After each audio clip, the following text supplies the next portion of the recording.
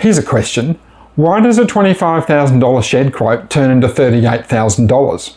Why do shed companies look cheap up front but leave you with cost blowouts later? Today, I'm going to walk you through the real hidden costs that shed builders and shed companies often don't include in your quote, and the costs that catch more customers than anything else. This video could literally save you thousands of dollars, so let's get into it. My name's David, and I've spent the last 4.5 years as a shed designer, quoter, and a sales consultant here in Southeast Queensland. I've designed and helped build over 100 sheds, garages, workshops, farm sheds, rural buildings, and I've done hundreds of site visits, walking properties and helping owners get their sheds right. And let me tell you, the hidden costs, I've seen them ruin budgets, delay builds, and turn excited buyers into stressed, frustrated customers.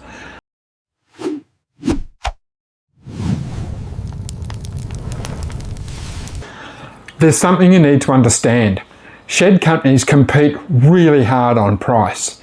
If they include everything that's actually required, they'll look expensive. The competitor down the road will look cheap, and they'll lose the job. So the industry's developed this sneaky habit of don't ask for permission, beg for forgiveness later.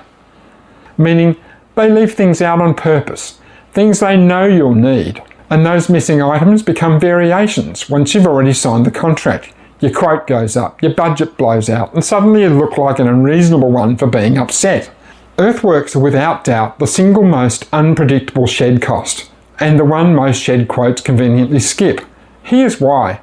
To quote the earthworks properly, you need to know exactly how much soil is being cut, filled, removed, compacted, or imported. But most shed sales consultants, and I say this respectfully, and I include me in this too, don't have the experience, the equipment, or the time to calculate cubic metres on a sloped block accurately.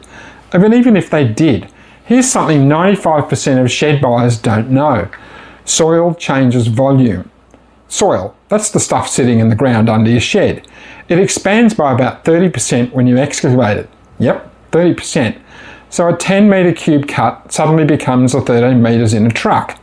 And if you need fill, you don't buy 30 metres of fill for a 30 metre hole, you'll need 33 metres, maybe 40, because fill compacts once placed. This is why I always tell people, get a proper earthworks contractor to inspect your site and quote the entire job. Otherwise, the shed company gives you a low price, then the excavator turns up and drops a $2,000 to $10,000 surprise on you. If there's one thing that kills a deal, it's the concrete pump though. Here's the truth. Most shed companies never say, if I include a concrete pump in your quote, my price looks too high, and you get scared, and you go with another company who doesn't include it. If I exclude it, I look appealing. You buy, and later I have to call you and explain the oversight. Trust me, that conversation sucks every single time. A concrete pump can add $1,200 to $2,500 to a job, and most sheds need one because the truck can't reach the slab, access is tight, you need a thicker slab edge or piers in the slab for a hoist. The pour is too big for the truck to reach the whole job. It can't get to the edges because it's only 4.5 metres wide and your shed's 12. I mean, there's mesh upgrades for hoists, thickened edges, and everyone forgets the good old off-site washout. Shed companies love to hide those until the last minute. This one shocks people because it's not consistent across Australia. Some private certifiers are relaxed. They'll let you discharge stormwater just 3 metres from the shed. Others, they'll demand full underground pipe work, trenches, a soakage pit, or a connection to your home's stormwater system. And that can add thousands to a job. I've had certifiers who won't tick off a shed until every downpipe is plumbed into the stormwater or a soakage pit. Mind you, I've seen my share of clients try one on with a certifier too. Fake soakage pits that are really only 6 inches deep instead of a metre. Downpipes corked to look like they go to the slab, but actually don't. Fake tank overflows that just go into the ground instead of where they're supposed to. The funny thing is though, that when the certifier catches them out, the customer needs to pay not only for the rectification work, but for a second inspection.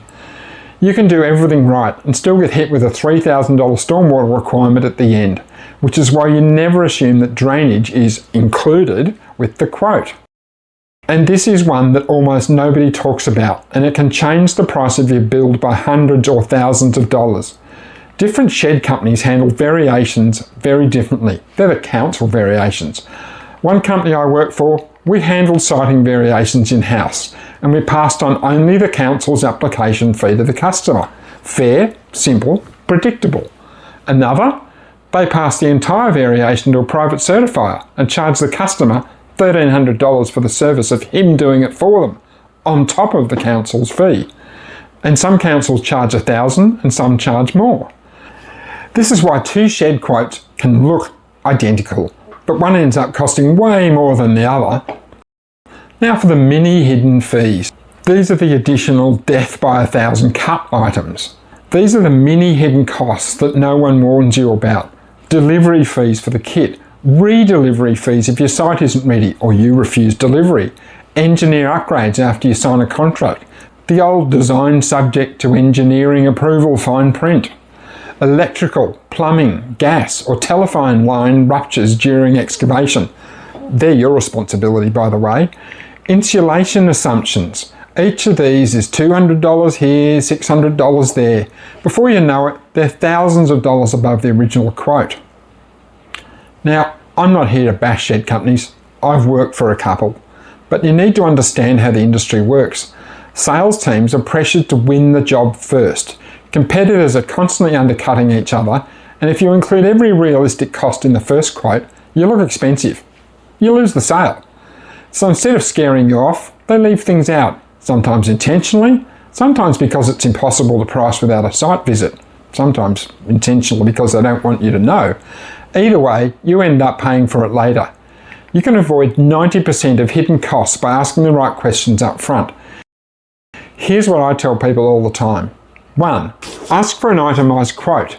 Get every component listed. Slab, earthworks, engineering, drainage, equipment hire, siting variations. Ask directly. Does this quote include a concrete pump if needed? Watch the sales rep's face. Their answer will tell you a lot.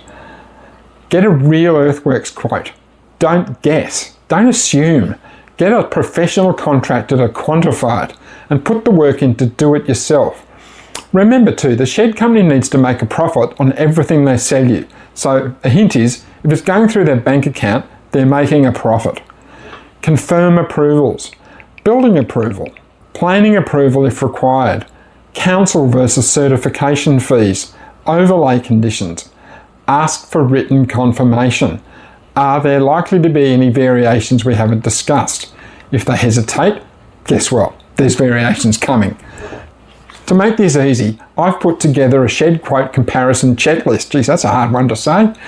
It lists every hidden cost you need to check before you sign a contract. It's free. The link's in the description below. Now that you know the real hidden costs in shed quote, your next step's simple. Make sure you're designing the right shed in the first place, because the simple things like the wrong door size or the major things like putting the shed in the wrong place can cost just as much as mistakes in some of the things we discussed earlier. Now don't forget to watch my next video, and this one's an absolute doozy. It's called Why DIY Shed Kits Don't Save You Money, the cheap shed industry myth. I'm David, this is the Shed Insider, helping you build smarter, not harder. See you soon.